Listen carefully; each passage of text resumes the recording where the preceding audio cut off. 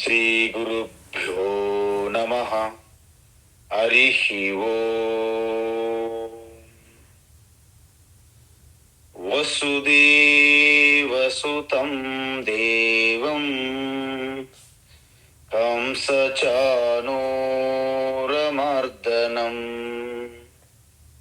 దేవకీ పరమానందం కృష్ణం వందే జగద్గురుం. తీర్త్వా మోహార్ణవం హత్వా రాగద్వేషాదిరాక్షసాన్ సీతా శాంతి సమాయుక్తా ఆత్మా రామో విరాజతే. ఆత్మా రామో విరాజతే. ఆత్మస్వరూప బంధుఘన. ఇప్పుడు అర్జునుడు అడిగినటువంటి 6 విషయాలపైన భగవాన్ పూర్తిగా సమాధానం చెప్పారు. పూర్తిగా సమాధానం చెప్పిన తరువాత ఇప్పుడు ఆ జ్ఞానం యొక్క సాధన ఏ విధంగా సాధన చేస్తే అది నా యొక్క స్వరూపంగా స్వభావంగా నాలో జీర్ణం అవ్వాలి. ఎందుకంటే మనం కూడా ఏదో ఒక డిగ్రీ చేసినట్టుగా ఆ సమాచారాన్ని ఆ జ్ఞానాన్ని మన బ్రెయిన్ సెల్స్లో నింపడం కాదు. అందువలన భగవాన్ శ్రీకృష్ణ ఏమంటున్నాడంటే, ఇది మన హృదయంలో ఉన్నటువంటి ఏవైతే ఆ హృదయ గ్రంథి అంటారు. గ్రంథులు అంటే ఏంటంటే ముడులు. ఎప్పుడైతే ఈ రాగద్వేషములకు మూలమైనటువంటి ఈ వాసనలు ఉన్నాయో వీటిని మలము అంటారు. మలము. ఎప్పుడైతే నేను ఈ ప్రకృతిని కాదు, ప్రకృతికి ప్రకృతి యొక్క వికారాలకి గుణాలకి సాక్షి అని ఎప్పుడైతే మనం ఓన్ చేసుకుంటామో, అది ఓన్ చేసుకుంటే తప్ప మనకది మన ప్రయోజనం సిద్ధించదు. కాబట్టి ఇక్కడ పురుష ప్రకృతి స్పష్టంగా తెలుసుకొని, నేను ప్రకృతికి సంబంధం లేదు, నేను పురుష అని ఎప్పుడైతే తెలుసుకుంటారో దీనిని ఉత్తమ జ్ఞానము బ్రహ్మ విద్య అంటారు. దీని వలన మీ హృదయములో ఉన్నటువంటి హృదయ గ్రంథులు ముడులు ఒక్కసారి దగ్ధమవుతాయి అన్నమాట. దగ్ధమైపోతాయి అంటే భస్మము అయినట్లు అవుతాయి. అందువలన ఈ విధంగా మనము వ్యవహారములో ఉన్నప్పటికీ, ఏ విధంగా అయితే ఒక సినిమా యాక్టర్ స్టేజ్ మీద యాక్టింగ్ చేసిన పాత్ర వేరు, ఆ పాత్ర నుండి వెనుకకి గ్రీన్ రూమ్లోకి వెళ్ళేసరికి ఆయన యొక్క స్వభావం స్వరూపం వేరు. అదేవిధంగా మనము కూడా వర్తమానోపి, మీరు అన్ని కర్తవ్య కర్మలు చేస్తున్నప్పటికీ ఏది విడిచిపెట్టని వీలు లేదు. అమ్మో నేను మారిపోతానని ఏం లేదు, నేను వెంటనే ఇక ఋషికేశ్ వెళ్ళిపోతాను అర్జునుడు వలె. స్టార్టింగ్లో అర్జునుడు అలాగే అన్నాడు, కృష్ణ నన్ను హరిద్వార్ తీసుకుపోరదం అన్నాడు. అందువలన మీరు ఆశ్రమ ధర్మాన్ని మార్చుకోవాల్సిన పని లేదు. మరి ఇదంతా కూడా భగవంతుని యొక్క నాటకం అయితే అని తెలుసుకొని మన అంతర్గత మార్పు వస్తే సరిపోతుంది. బాహ్యంగా మనం ఏమి మార్చుకోవాల్సిన పని లేదు అని చెప్పిన తర్వాత దాని యొక్క ప్రయోజనం ఏమిటి అంటే పునర్జన్మ నా విద్యతే. ఏమి చెప్పారు? సహా వాళ్ళు భూయ అంటే మరలా నా అభిజాయతే మళ్ళీ పుట్టరు అని అర్థం. సో మనం చూసాం ఇంతకీ జన్మ అంటే ఏమిటంటే మన మనస్సు, ముఖ్యంగా మనస్సు ఎప్పుడైతే స్థూల శరీరముతో కలుస్తుందో దాన్ని జన్మ అంటారు. అందుకే స్వామి చిన్మయానంద బిఎంఐ చార్ట్ అంటారు. బిఎంఐ చార్ట్ అంటే శరీరం బాడీ, ఎం అంటే మైండ్, ఐ అంటే ఇంటలెక్ట్ బుద్ధి. ఈ బిఎంఐ చార్ట్ లో స్థూల శరీరం బాడీ, స్థూల శరీరం అది వస్తుంది ప్రారంభ కర్మ ద్వారా.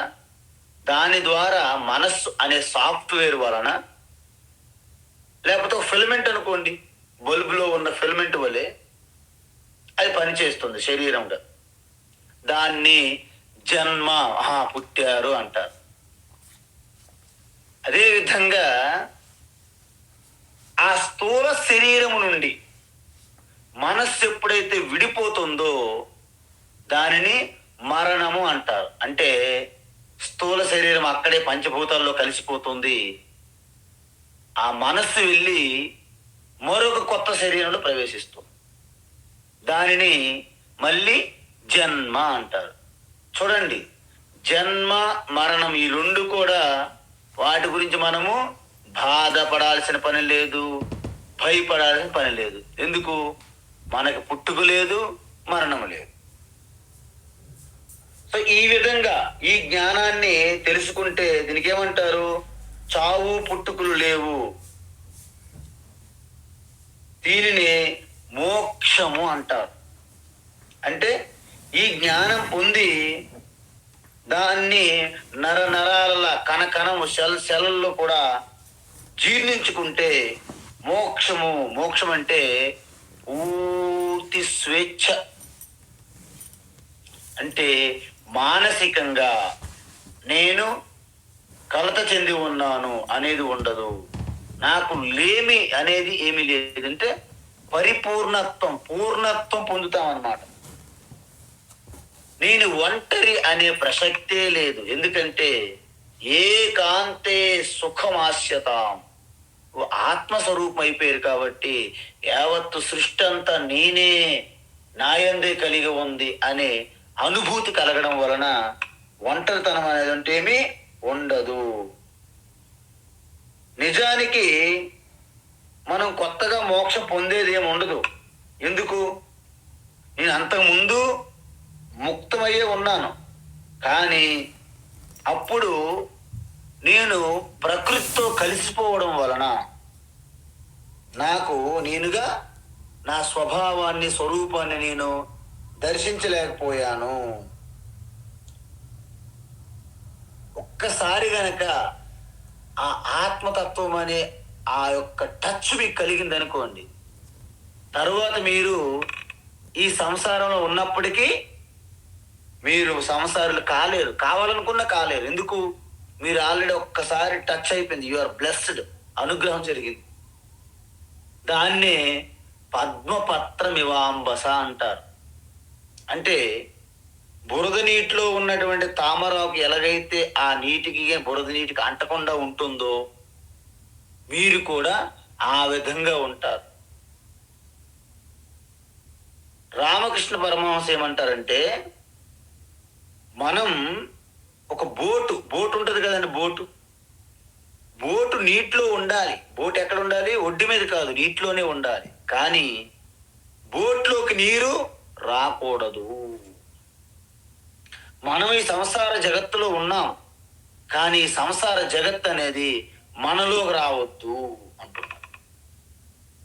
సో దీంతో అర్జునుడు తెలుసుకోవాలనుకున్నటువంటి క్షేత్రము, క్షేత్రజ్ఞ, జ్ఞానము, జ్ఞేయము, ప్రకృతి, పురుష, ఈ 6 విషయాలు భగవాన్ శ్రీకృష్ణ సంక్షిప్తంగా పూర్తిగా తెలియజేయడం జరిగింది.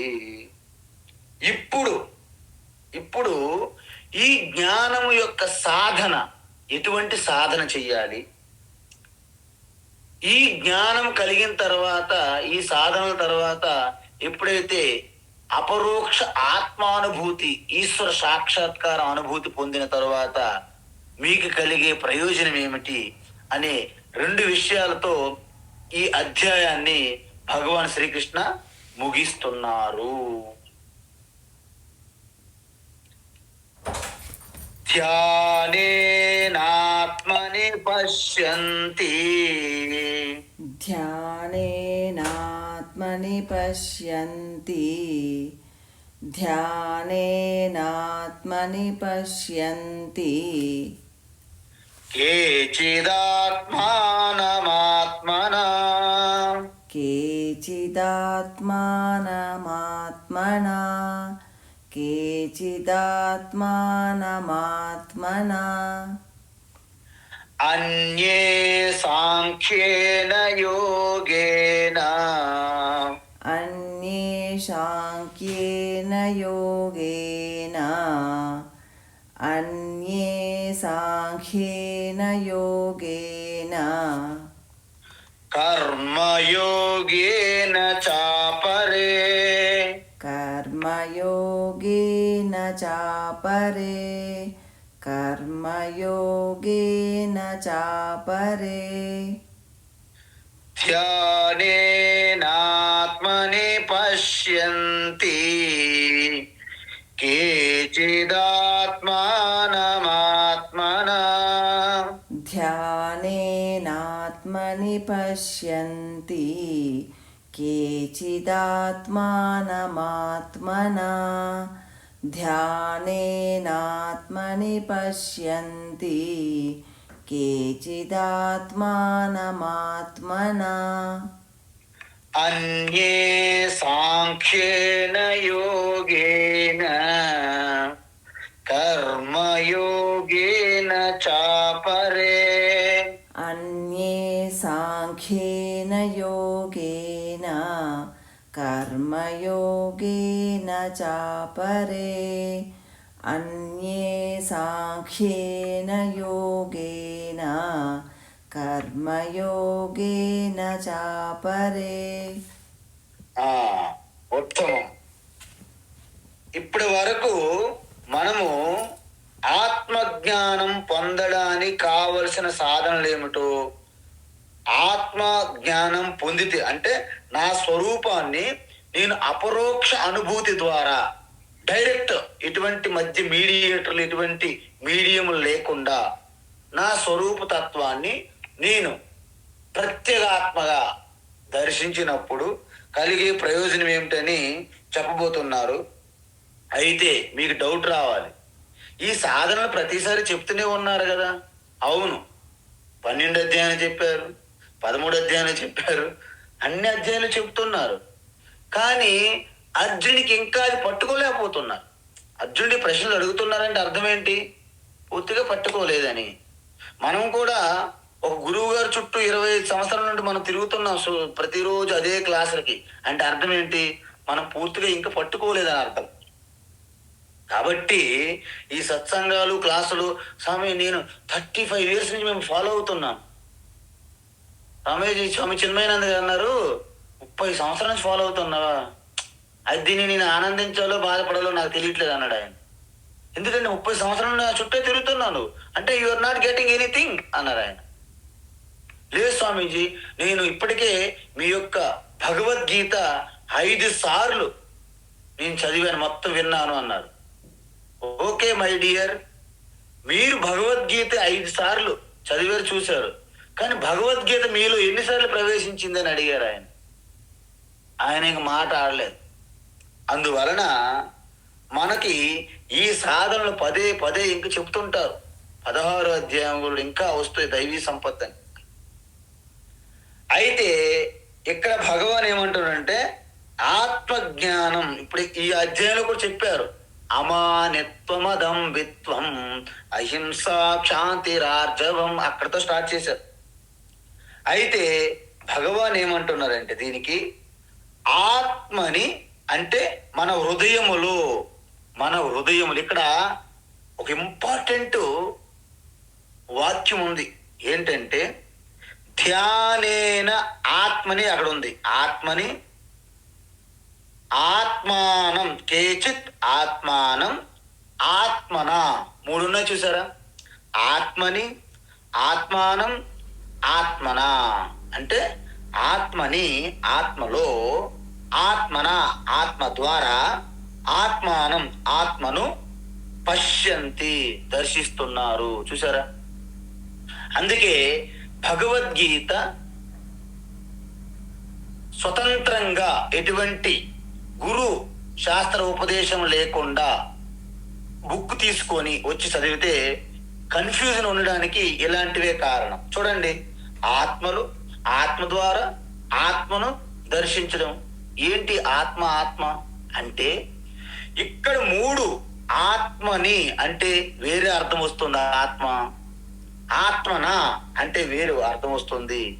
ఆత్మానం అంటే ఇంకొక అర్థం వస్తుంది. చూసారా? అందుకే ఆత్మని ఆత్మన ఆత్మానం పశ్యంతి, ఇది తెలుసుకుంటే ఈ శ్లోకం అంతా మీకు మీ చేతిలో ఉంటదన్నమాట. అందువలన ఇక్కడ విభక్తులు అంటారు.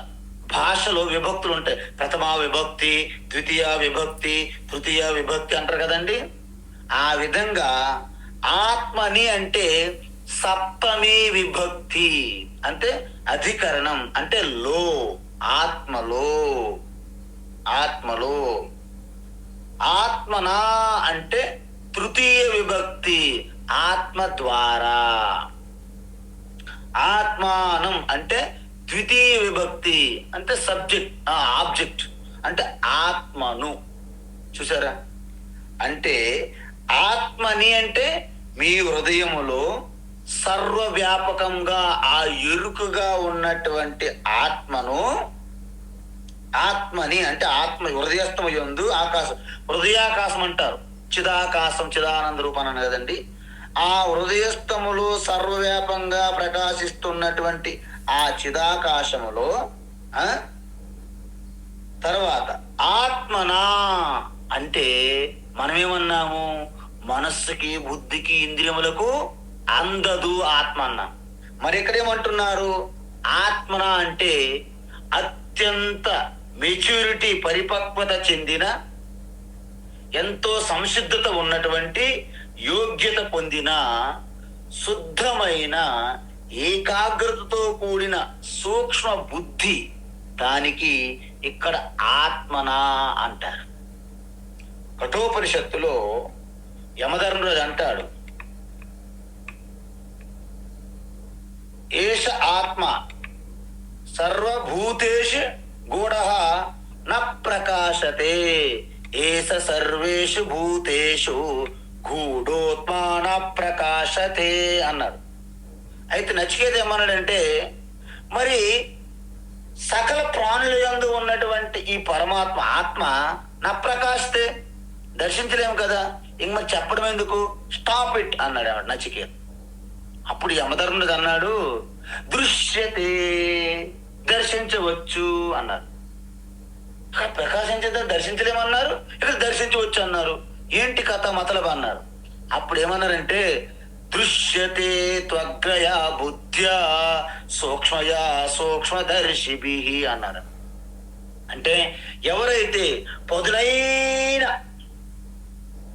ఒక కంప్లీట్ గా ఒకే బిందువు, ఒకే పాయింట్ వద్ద దృష్టిని కేంద్రీకరించగలుగుతారో, ఏకాగ్రతతో, ఫోకస్, సూక్ష్మంగా పరిశీలించి దర్శించే ఆ తత్వం కలిగి ఉన్నటువంటి ఆ బుద్ధిని ఎవరు కలిగి ఉంటారో వారు మాత్రము ఈ ఆత్మని స్వ అనుభూతిగా దర్శించగలరు అని చెప్పారు.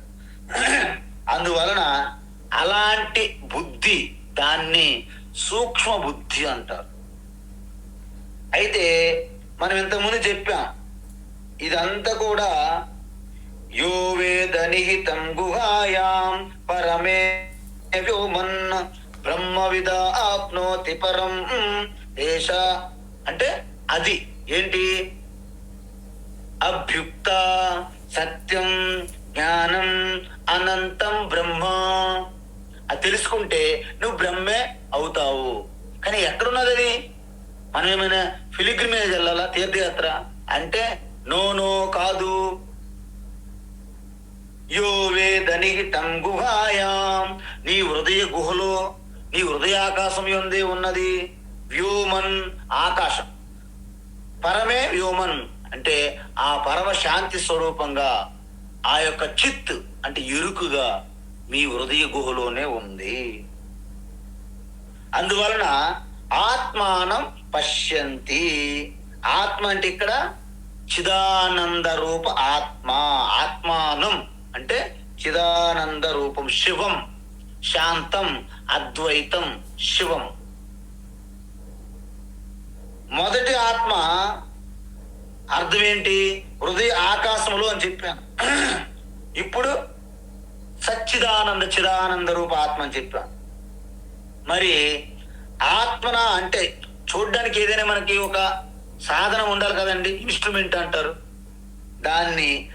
ఆత్మనా అంటే బుద్ధి ద్వారా. నిజానికి ఎటువంటి జ్ఞానమైనా, వంట అయినా, మనకి మ్యూజిక్ అయినా, డ్యాన్స్ అయినా, కెమిస్ట్రీ, ఫిజిక్స్, ఏ జ్ఞానమైనా మనకి బుద్ధి ద్వారానే పొందగలం. ఎవరైనా సరే శరీరం ద్వారా ఏమైనా జ్ఞానం వస్తుందండి? కొంతమంది అన్నారంట, స్వామీజీ మీరు ఇదంతా ఇంటలెక్చువల్ నాలెడ్జ్ అండి, దిస్ ఇస్ నాట్ ఆత్మజ్ఞానం అన్నారండి. స్వామి దయానంద సరస్వతి గారు అన్నారు, my dear, every knowledge through intellect only you will get అన్నారు. అంటే ప్రతి జ్ఞానం కూడా బుద్ధి ద్వారా మనకు రావాల్సింది. అంతేగాని there is no national knowledge, there is no hands knowledge, there is no legs knowledge అని ఉండదు అన్నారట ఆయన. అందువలన ఆత్మ తనంతట తాను జ్ఞానం పొందలేదు. ఎందుకు? ఆత్మ జ్ఞాన స్వరూపం. ఓం నమ ప్రణవార్థాయ శుద్ధ జ్ఞానైకమూర్తయే నిర్మలాయ ప్రశాంతాయ దక్షిణామూర్తయే నమః. కేవలం జ్ఞాన స్వరూపం. శుద్ధ బ్రహ్మ పరాత్పర రామ. శుద్ధ బ్రహ్మ, శుద్ధ చైతన్యం అని అర్థం. అందువలన బుద్ధి ఒక్కటే ఆత్మ జ్ఞానానికి ప్రమాణము. ఎలాంటి బుద్ధి? సాధారణ బుద్ధి పనికి రాదు. అందువలన చూడండి, ఇక్కడ ఇనుము ఉందనుకోండి, ఇనుము వేరు, అయస్కాంతం వేరు. కానీ అయస్కాంత తత్వం ద్వారా ప్రేరేపింపబడిన ఇనుము కూడా అయస్కాంతం వలె పనిచేస్తుంది.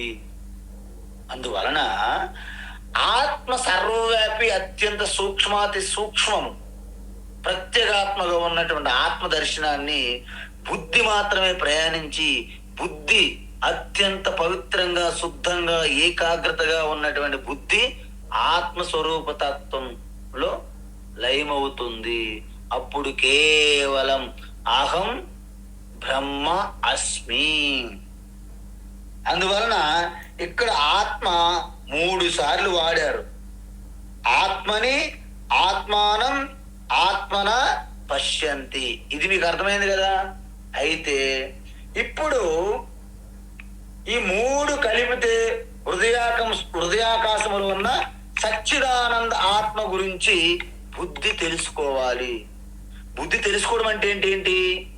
నేను సత్యం కాదు, ఆత్మ సత్యం అని అంగీకరించి బుద్ధి కూడా మీ చిదాకాశంలో లయమైపోవడమే బుద్ధి తెలుసుకోవడం. అందువలన మరి అలాంటప్పుడు బుద్ధి ఎలా ఉండాలి అంటే, శంకరాచార్య అంటారు, గురు శాస్త్రం ద్వారా అత్యంత సంస్కారింపబడినటువంటి ఆ అంతఃకరణం ఉన్న చూడండి, దానిని సూక్ష్మ బుద్ధి అంటారు. చూడండి, బంగారము మనకి ఆ మైండ్స్ లో దొరుకుతుంది, కానీ అది డైరెక్ట్ గా అది పనికిరాదు బంగారం. దానికి శుద్ధి చెయ్యాలి. అంటే మన బుద్ధి కూడా, మన మనసు కూడా అలాంటిదే. ఆ మైండ్స్ లో ఉన్నటువంటి బంగారం గని లాంటిది. కాబట్టి మన మనసుకి, బుద్ధికి శుద్ధి చేస్తే స్పష్టమైనటువంటి ఆత్మదర్శనం కలుగుతుంది. మీకు చిన్న ఉదాహరణ ఏంటంటే, ఒక బకెట్లో మురికి నీరు ఉన్నది. నీరు చాలా స్పీడ్ ఇటు అటు కదులుతున్నది. దానిలోకి మీరు చూసారు, దాని లోపలికి మీ ప్రతిబింబం కనిపిస్తుందా? కనిపించదు. ఎందుకు? మురికి నీరు మకిలిగా ఉన్నది, అందులో కదులుతున్నది మళ్ళీ ఇటు అటు. అయితే ఇప్పుడు ఏం చేయాలి? మన ప్రతిబింబం కనిపించాలంటే ఫస్ట్ నీరు కదలకుండా స్థిరంగా నిలకడగా ఉండాలి. ఆ నీటిలో ఉన్నటువంటి ఆ మురికి పూర్తిగా అడుగుకి సెటిల్ అయిన తర్వాత ఆ నీరుని ఇంకొక బకెట్లో మార్చి ఆ మురికి తీసేయాలి. స్టిల్గా కదలకుండా ఆ స్వచ్ఛమైన జలం ఉంచినప్పుడు మీ ప్రతిబింబము స్పష్టంగా కనిపిస్తుంది. మన మనస్సులో ఉన్నటువంటి 3 రకాల ప్రాబ్లమ్స్ ఉంటాయి.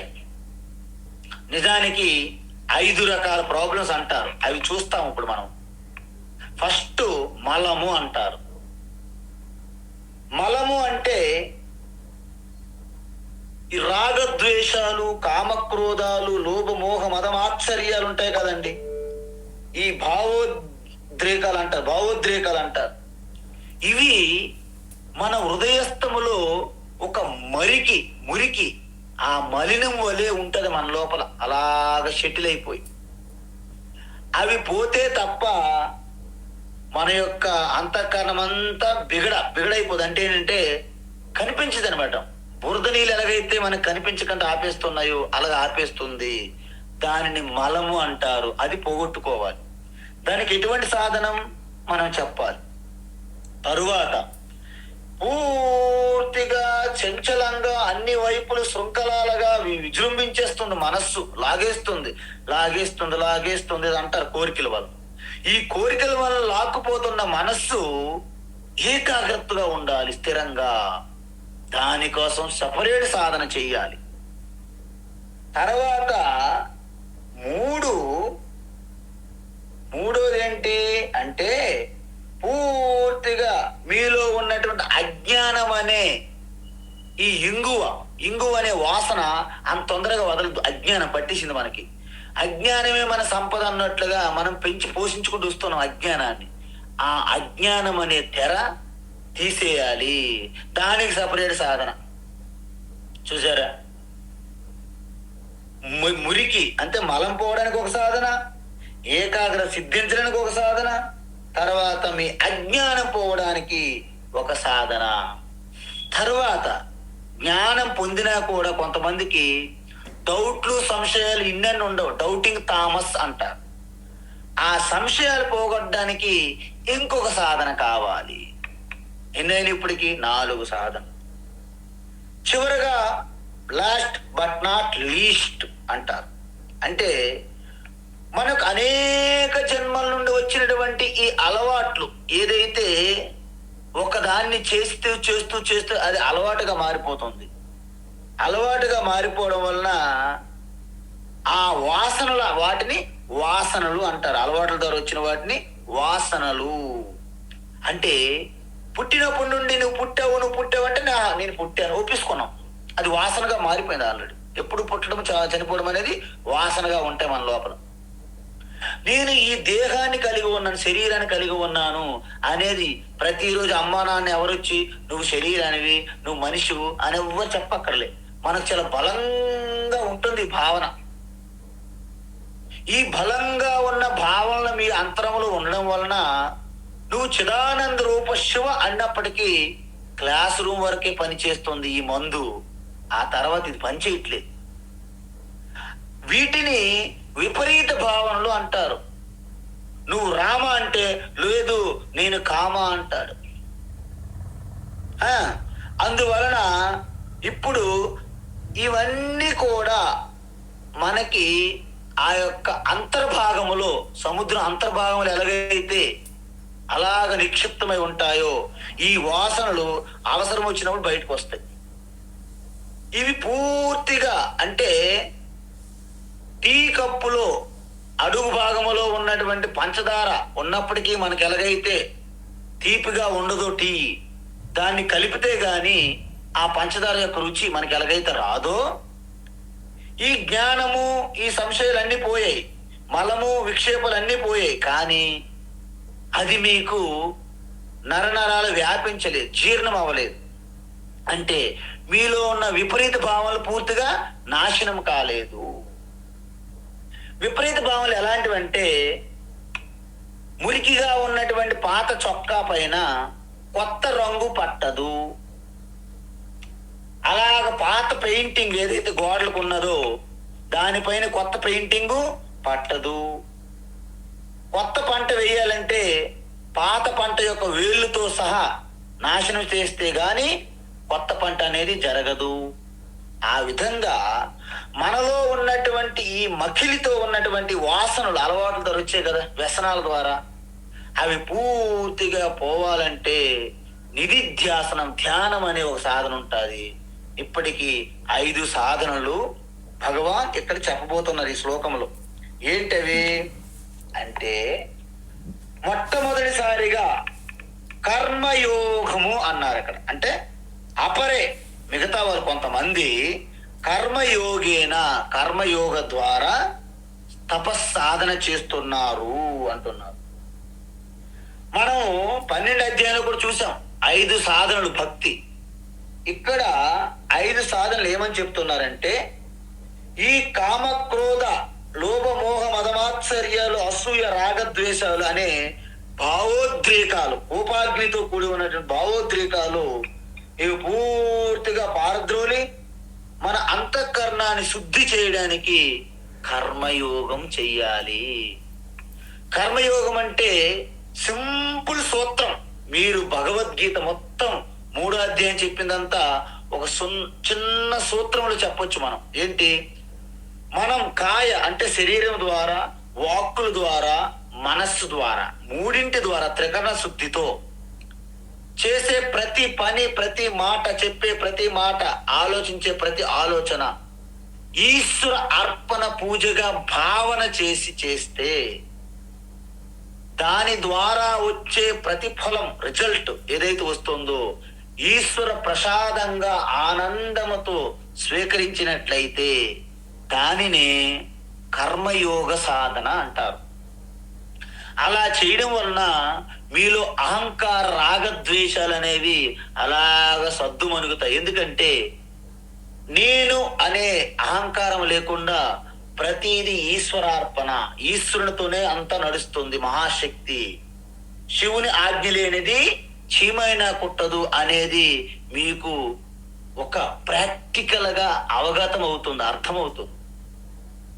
తరువాత ఎప్పుడైతే మీకు మలం, ఆ యొక్క డర్ట్, ఆ బురద పోయిందో, కానీ ఇంకా నీరు అటు అటు కదులుతుంది బాగా, అయినప్పటికీ మన ప్రతిబింబం చూడలేము. అంటే కదలకుండా ఆ మనస్సు బుద్ధిని నిలబెట్టాలి. దాన్ని ఏకాగ్రత అంటారు. ఏకాగ్రత కావాలి మనకి. అందువలన ఏకాగ్రత కావాలంటే ఉపాసన సాధన చెయ్యాలి. ఇంతకీ ఉపాసన అంటే ఏంటి? ఇది మనకి చాలా అవసరం. అంటే సగుణ ఈశ్వర ధ్యానాన్ని ఉపాసన అంటారు. దీంట్లో 2 రకాలు చెప్పేసాం ఆల్రెడీ 12వ అధ్యాయం. ఏంటి? ఏకరూప ఇష్టదేవత ఉపాసన ధ్యానము, అనేక రూప విశ్వరూప ఈశ్వర ధ్యానం కూడా ఇందులోనే వస్తాయి. అంటే కర్మయోగము ద్వారా బహిర్ముఖంగా ఎప్పుడు ఉంటున్నటువంటి ఆ వ్యక్తికి అంతర్ముఖములోకి పంపించాలంటే ఉపాసనా ధ్యానం అనేది గొప్ప సాధన. దాని వలన మీకు ఏకాగ్రత సిద్ధిస్తుంది. అన్ని వైపుల నుండి వచ్చినటువంటి సూర్యకిరణాల వలన ఎటువంటి అంత తీవ్రత ఉండదు, కానీ వాటన్నింటినీ ఒకే బిందువు దగ్గరికి మనం కేంద్రీకరించామనుకోండి భూతార్థం ద్వారా, దాని యొక్క శక్తి, దాని యొక్క ఉష్ణము, వేడి అధికంగా ఉంటుంది. మన మనస్సు కూడా అనేక వైపులు సూర్యకిరణాల్లాగా వెళ్తుంటే దాని యొక్క శక్తి తక్కువ. అన్నిటి ఆపి ఒక్క వైపు మళ్లించామనుకోండి మనసు యొక్క శక్తి అనంతము. అందువలన మీకు ఎప్పుడైతే అంతర్ముఖంలోకి పంపించి చిత్త ఏకాగ్రత కలిగిస్తుంది, దేని ద్వారా? ఉపాసన ద్వారా. అందుకే మీరు చూడండి, మనుషులు ఎవరైనా సరే కొత్త కొత్త మహిమలు, వారి శక్తులు, మహిమలు, సిద్ధులు ప్రకటించారంటే వారు ఉపాసకులు అని అర్థం. ప్రపంచంలో ఎక్కడైనా సరే, ఎవరైనా సరే, ఆ పాప తాడు మీద నడిచిందంటే సిద్ధి. అది కూడా అభ్యాసం ద్వారా ఒక ఏకాగ్రత వచ్చినటువంటి సిద్ధి. నీటి మీద నడిచిన, గాల్లో ఎగిరిన, మీ విభూతులు సృష్టించి ఏది చేసినప్పటికి కూడా అది కేవలము ఉపాసన సాధన. మనుష్యులు సిద్ధులు ప్రకటించారు అంటే ఎక్కడైనా సరే, ఎప్పుడైనా సరే, భూతకాలమైన, భవిష్యత్తులైన, వర్తమానంలోని ఎవరైనా సరే అది ఉపాసన ధ్యానం అని తెలుసుకోవాలి మీరు. అయితే ఉపాసన ధ్యానం అనేది మోక్షం ఇస్తుందా? మనం ఏమంటాము? ఇస్తుంది అనాలా, ఇవ్వదంటున్నా అనాలా? ఏది చెప్పకూడదు. ఎలా చెప్పాలంటే ఉపాసన మోక్షమునకు కారణమవుతుంది. ఎలా? మీకు చిత్త ఏకాగ్రతను ఇస్తుంది. చిత్త ఏకాగ్రత ఇవ్వడం ద్వారా ఏమవుతుంది అంటే మీలో ఉన్న అజ్ఞానాన్ని పోవడానికి కావలసిన ఆ జ్ఞానాన్ని శ్రవణం చేయడానికి ఏకాగ్రత అవసరం. కాబట్టి ఆ ఏకాగ్రత ఉపాసన సాధన ఇస్తుంది. అందుకే ఎంతో మంది రాక్షసులు కూడా అద్భుతమైనటువంటి ఉపాసనలు చేసి సిద్ధులు, శక్తులు పొందారు. కానీ వారు ఆత్మదర్శనం చేయలేదు, మోక్షం పొందలేదు. అందువలన ఉపాసన సాధన అనేది రెండవ సాధన. మీకు ఏకాగ్రత సిద్ధిస్తుంది, మీలో మహిమలు, శక్తులు కూడా వెలికి తీస్తుంది బయటికి. పడుకొని ఉన్నటువంటి ఆ సింహాన్ని లేపుతుంది ఉపాసన ధ్యానం. అయితే మీలో ఉన్న అజ్ఞానం ఇంకా అలాగే ఉంది. ఏంటి అజ్ఞానము? నేను వేరు, పరమాత్మ వేరు. కెరటం ఏమనుకుంటుంది? నేను వేరు, సముద్రం వేరు. బంగారం చేయనేమనుకుంటుంది? నేను వేరు, బంగారం వేరు. కుండేమనుకుంటుంది? నేను వేరు, మట్టి వేరు. మరి నేనేమనుకుంటున్నాను? నేను వేరు, భగవంతుడు వేరు. అయిపోయింది. అందువలన ఈ అజ్ఞానం పోవాలంటే మనం వేదాంత, భగవద్గీత లాంటి శ్రవణం చెయ్యాలి. శ్రవణం అంటే ఏంటి? ఒక క్రమంగా, ఒక క్రమ పద్ధతిలో, ఒక దీర్ఘకాలం పాటు, కొన్ని సంవత్సరములు అవసరమైతే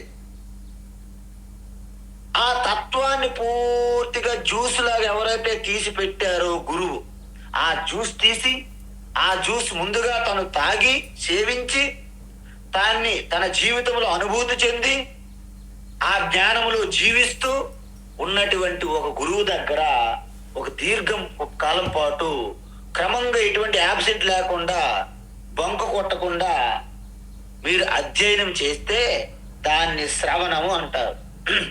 అప్పుడేమవుతుంది? ఇది మీ యొక్క ఆత్మస్వరూపము యొక్క అజ్ఞానాన్ని తొలగిస్తుంది. అంటే అజ్ఞానం ఎప్పుడైతే పోయిందో, మేఘాలు ఎప్పుడైతే సైడ్కి వెళ్ళిపోయాయో, సూర్యుడు స్వతహాగా ప్రకాశిస్తారు.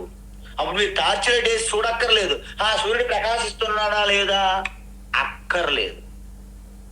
కాబట్టి దీనిని మనము శ్రవణము అంటాం.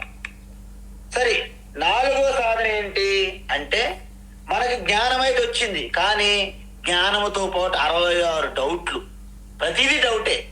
వింటారు, మొత్తం అంతా అర్థమైంది, పొగుడుతారు. తర్వాత చిన్న డౌట్ మళ్ళీ అడుగుతారు వెంటనే. బట్ కానీ స్వామీజీ, కానీ ఈ కానీ అంటేనే ప్రమాదం. బట్ కాబట్టి మరణం అంటే పొందినటువంటి జ్ఞానాన్ని నిశ్చయంగా మార్చుకోవాలి. చూడండి, మనం ఆవు కట్టడానికి ఒక పోలు అంటే ఒక దుంగ భూమిలో పాతి పెడతాం. ఇలా కదిలించామనుకోండి, కదిలిపోతుంది. సరిగా లేదు, మరికొంత గట్టిగా మనం పాతి పెట్టాలి. ఈ విధంగా మన జ్ఞానములో ఎవరైనా మనల్ని షేక్ చేయకూడదు. అంటే మనలో సందేహములతో ఉన్న జ్ఞానం లేనట్టే లెక్క. అందువలన అది సందేహాలు పోవాలంటే ఏం చేయాలి? గురువు గారిని మరొకసారి పదే అడగాలి. తోటి సాధకులను అడిగి తెలుసుకోవాలి. విన్నదే మరో కొన్నిసార్లు వినాలి, పదే పదే వినాలి. అప్పుడు మీలో ఉన్నటువంటి ఆ సంశయాలు పూర్తిగా తొలగిపోతాయి. దీనిని మననము అంటారు, సాధన. ఇప్పటికైతే నాకు జ్ఞానం, నిశ్చయ జ్ఞానం అయిపోయింది, నాకు ఎటువంటి డౌట్స్ లేవు, సందేహాలు లేవు. కానీ అవసరమైనప్పుడు మాత్రం పనికి రావట్లేదు నా జ్ఞానం. దేనికి కారణం అంటే, ఏంటి కారణం అంటే, మనలో ఉన్నటువంటి అనాది కాలంగా జన్మ జన్మాంతరముల నుండి మనం ప్రోగు చేసి తెచ్చుకున్నటువంటి ఆ వాసన సంస్కారాలు అవి లోపల దాక్కుని ఉంటాయి. అవి పూర్తిగా ఆ వేళ్ళుతో పాటు ఇంకా పెకలించలేదు. అందువలన అక్కడికెళ్ళి మన జ్ఞానము కూర్చుంది, కానీ మనలో అది జీర్ణం అవ్వలేదు. దీనికోసం మనము నిధిధ్యాసనము, ధ్యానము అంటారు. చూసారా, ఇక్కడ ఆత్మజ్ఞానముతో కూడిన ధ్యానాన్ని నిధిధ్యాసనం అంటారు. ఆత్మజ్ఞానం పొందడానికి యోగ్యత ఇచ్చే ధ్యానాన్ని ఉపాసనా ధ్యానం అంటారు. ఈ రోజు మీకు ఒక స్పష్టత ఇవ్వాలనుకున్నాను. అందుకే ధ్యానం ప్రతి ఓడు మెడిటేషన్ అంటారు. ఎటువంటి జ్ఞానం లేకుండా మెడిటేషన్ లో కూర్చుంటే స్వామి చిన్మయానంద అంటారు, మెడిటేషన్ కాదండి,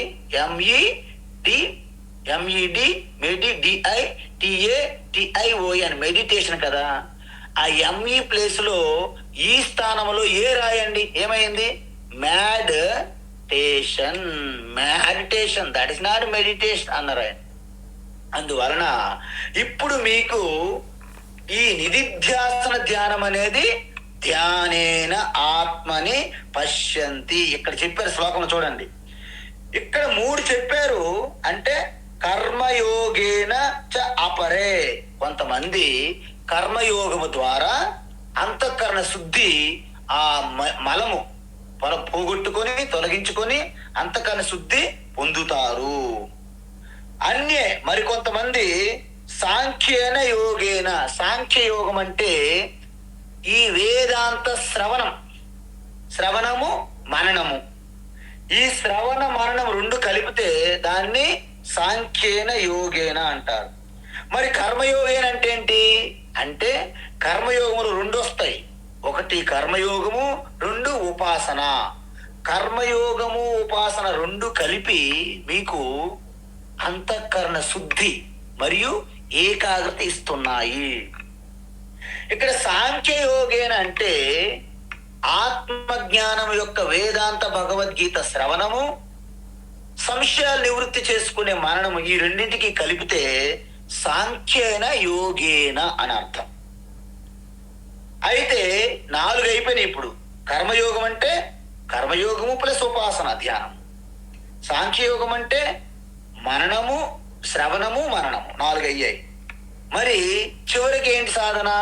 నిధిధ్యాసనము. దానినే ఇక్కడ ధ్యానేన ఆత్మని ఆత్మానం ఆత్మన పశ్యంతి.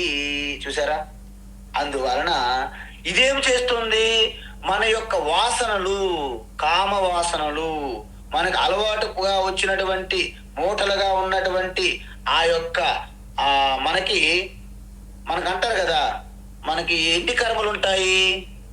సంచిత, ఆగామి, ప్రారబ్ధ అంటారు. అంటే ఆ సంచిత కర్మలుగా వస్తూ ఉన్నటువంటి ఆ వాసన సంస్కారం ఏదైతే ఉందో వాటిని పోగొట్టడానికి నిధిధ్యాసనం అవసరము. సో ఈ విధంగా మీరు 3 చేయడం వలన మీకేమవుతుంది? పూర్తిగా ఇక ఆత్మస్వరూపం అనేది సహజంగా మారిపోతుంది. మీరు ఏది చేస్తున్నప్పటికీ ఆ ఎరుక ద్వారా కేవలము సాక్షిగా ఉంటారన్నమాట.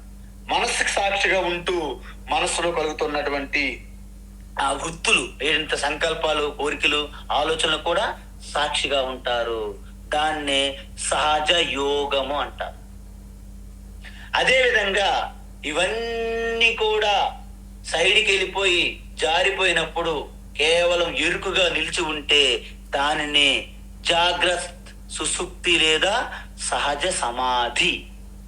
ఇవి సహజంగా మనకు ఉన్నాయి. వీటి కోసము నానా యాతనలు పడి పరుగులు తీస్తూ ఉంటాం. ఇదం తీర్థమిదం తీర్థం భ్రమంతి తామసా జనాః ఆత్మతీర్థం న జానంతి కథం మోక్ష శృణు ప్రియా అని మహాత్ములు అంటారు.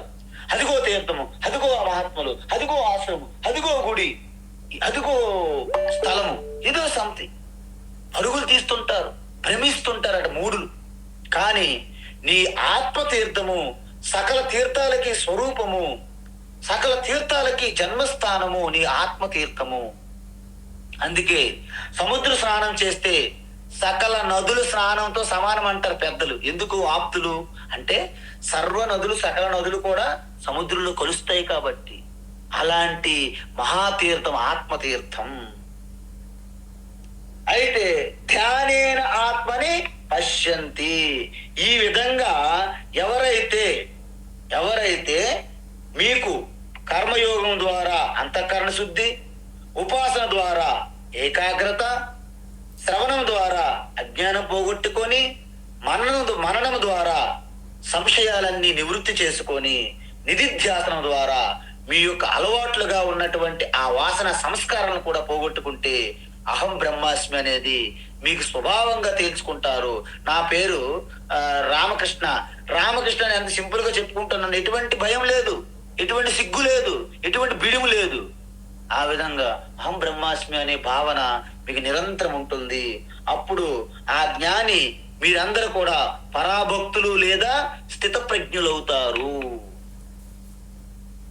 దాన్ని మనకి ఏమంటుంది, ఇంకా దీన్ని మహాత్ములు తల్లి గర్భంలో ఉన్నప్పుడే వామదేవ ఏమన్నారు, అహం బ్రహ్మాస్మి అని ప్రకటించుకున్నారు. అంటే దీన్ని బట్టి మీకు అర్థం అవ్వాలి, 5 సాధనలు ఉన్నాయి. ప్రతి ఒక్కరికి 5 సాధనలు కంపల్సరీ అంటే చెప్పలేము, ఉండొచ్చు ఉండకపోవచ్చు. ఎందుకంటే అనేక జన్మల్లో మీరు కర్మయోగం ద్వారా అంతఃకరణ శుద్ధి సాధించి, ఉపాసన కూడా చేసి, శ్రవణం కూడా చేసి, మననం కూడా చేసి, నిధిధ్యాసనములో ఆత్మనిష్ట స్థిత ప్రజ్ఞత పొందకుండా మీ శరీరాన్ని విడిచిపెట్టారు అనుకుందాం. ఉదాహరణకి వచ్చే జన్మలో మీకు శ్రవణ మననములు, కర్మయోగాలు, ఉపాసనలు అక్కర్లేకుండే మీరు కొద్దిపాటి ధ్యానంతో మీ స్వరూపాన్ని మీరు యాక్సెప్ట్ చేయొచ్చు, పొందవచ్చు. అందుకే చాలా మంది, కొంతమంది అనన్యులు, స్పిరిచువల్ ప్రాడిజీస్ అంటారు. వాళ్ళు యోగ భ్రష్టులు అని ఆరాధ్యాన్ని చూసాం మనం, రమణ మహర్షి. అందుకే కొంతమంది రమణ మహర్షి గురువు లేరు కదా, నాకు గురువు ఎందుకు? రమణ మహర్షి గురువు లేకపోతే నేను ఎవరు అనే ఒక విచారణ చేశారు ఆయన. చివరికి ఆయనకి చిదానంద రూప శివ నేను అని ఆయన తెలిసింది. మనం కూడా రమణ మహర్షి లాగా ఆయన గురువు లేడు, నాకు గురువు లేదు అని మనం కూర్చొని నేను ఎవరు అని తెలిస్తే చివరికి నేను అజ్ఞాని అని తెలిసింది మనకి. అందువలన అందరికీ ఒకేలాగా ఉంటుందని ఉండదు. అందువలన కొంతమంది పూర్వజన్మలో కర్మయోగం బాగా చేసి నిష్టగా ఈ జన్మలో పుట్టారనుకోండి, వాళ్ళు డైరెక్ట్ గా ధ్యానంలోకి లాగుతుంది వారికి మనస్సు, హృదయం అంతా. సో వాళ్ళు ధ్యానులుగా తిరుగుతుంటారు. ఎక్కడ చూసినా ధ్యానాన్ని ఇష్టపడతారు తప్ప ఈ ప్రసంగాలు, ప్రవచనాలు వాళ్ళకి ఇష్టపడవు. ఈ పారాయణాలు, భజనలు ఇష్టపడవు. కొంతమంది ఈ జన్మలో కర్మయోగము, ఉపాసన అయిపోయిన తర్వాత, ఒకవేళ శరీరం త్యాగం అయ్యిందనుకో, నిష్ఠగా అయిపోయిన తర్వాత వచ్చే జన్మలో వారు ఇలాంటి భగవద్గీత శ్రవణానికి ఇష్టపడతారు. ఎక్కడో మూల కూర్చోడానికి ఇష్టపడరు. లేకపోతే ఏదో కర్మయోగం చేద్దామా అంటే దానికి కూడా ఇష్టపడరు. ఈ యొక్క జ్ఞానాన్ని శ్రవణం చేస్తూ ఉంటారనమాట. ఆనందం, అమృత వాక్కులు వింటుంటారు అలాగా. మరి కొంతమంది శ్రవణం కూడా అయిపోయింది అనుకోండి, కొన్ని డౌట్స్ వాళ్ళకి మాత్రం రైజ్ అవుతుంటాయి అన్నమాట. ఆ డౌట్స్ తీర్చుకోవడానికి తిరుగుతుంటారు అన్నమాట. ఇంకొంతమంది ఈ 4 అయిపోయాక కూడా 5వది పొందకుండా శరీర త్యాగం చేస్తే వచ్చే జన్మలో డైరెక్ట్ గా చిన్నపాటి ప్రారంభం అయిపోయిన తర్వాత మీకు ఆత్మ దర్శనం కలుగుతుంది. అప్పుడు మీకు ఈ 5 స్టెప్ల అవసరం ఉండదు. అందువలన వ్యక్తిని బట్టి ఈ 5 సాధనలు ఉంటాయని అర్థం. అందుకే భగవాన్ ఏమంటున్నారంటే, అన్యే త్వేవమజానంతః అన్యే त्वेवमजानन्तः अन्ये त्वेवमजानन्तः श्रुत्वान्येभ्य उपासते श्रुत्वान्येभ्य उपासते श्रुत्वान्येभ्य उपासते तेऽपि चातितरन्त्येव तेऽपि चातितरन्त्येव तेऽपि चातितरन्त्येव मृत्युं श्रुतिपरायणाः मृत्युं श्रुतिपरायणाः मृत्युं श्रुतिपरायणाः अन्ये त्वेवमजानन्तः श्रुत्वान्येभ्य उपासते अन्ये त्वेवमजानन्तः श्रुत्वान्येभ्य उपासते अन्ये त्वेवमजानन्तः श्रुत्वान्येभ्य उपासते तेऽपि चातितरन्त्येव मृत्युं श्रुतिपरायणाः तेऽपि चातितरन्त्येव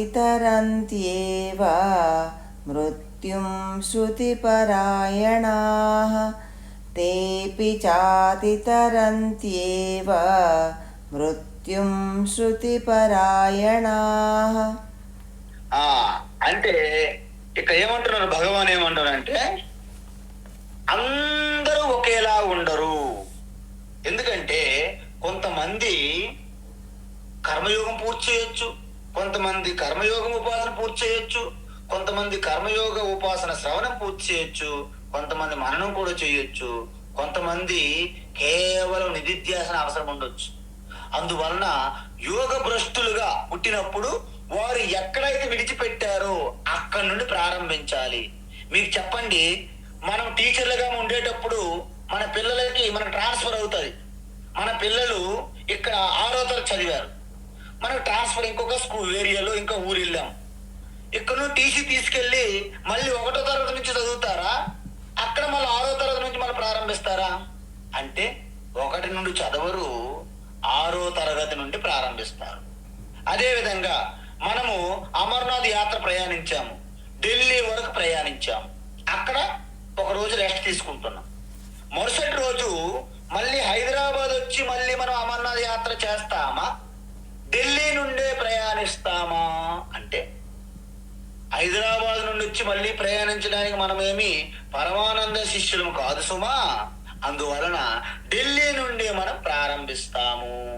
అదే విధంగా మీరు ఈ శరీరము ద్వారా ఎంతటి సాధన చేసి మీరు సంపాదించుకున్నారో మీ తపశ్శక్తి, శరీరము ఒకవేళ ప్రారంధవశాత్తు పూర్తయినట్లయితే వచ్చే జన్మ అంటే సూక్ష్మ శరీరం మళ్ళీ శరీరం పొందుతుంది. కాబట్టి ఆ సంస్కారంతో ఆ తపశ్శక్తి ద్వారా కొత్త సాధనతో వెళ్ళిపోతారు పైకి మీరు. అందుకే చూడండి, అద్భుతమైనటువంటి చిన్నపిల్లల్లో మేధాశక్తి, ఆ గీత ఉపనిషత్తులు చిన్నపిల్లలు కూడా అద్భుతంగా చెప్పడం వల్లించడం మనం చూస్తాం. అద్భుతమైన సంగీతం, ఒక అమ్మగారికి ఎటువంటి ప్రాక్టీస్ లేకుండా అద్భుతంగా పాడేస్తుంటారు. వారికి ఎటువంటి ప్రాక్టీస్ ఉండదు, వారు ఒక డాక్టర్గా ఉంటారు, ఒక డైరెక్టర్లుగా ఉంటారు, ఎలాగో ఉంటారు, కానీ ఒక్కసారి అది పట్టుకునేసరికి వాళ్ళకి అలా వచ్చేస్తుంటాయి. ఇదంతా పూర్వజనము సుకృతం. కాబట్టి దీన్ని మరింత వివరంగా రేపటి క్లాసులో చూద్దాం. హరి ఓం తత్సత్. సర్వం శ్రీకృష్ణార్పణమస్తు.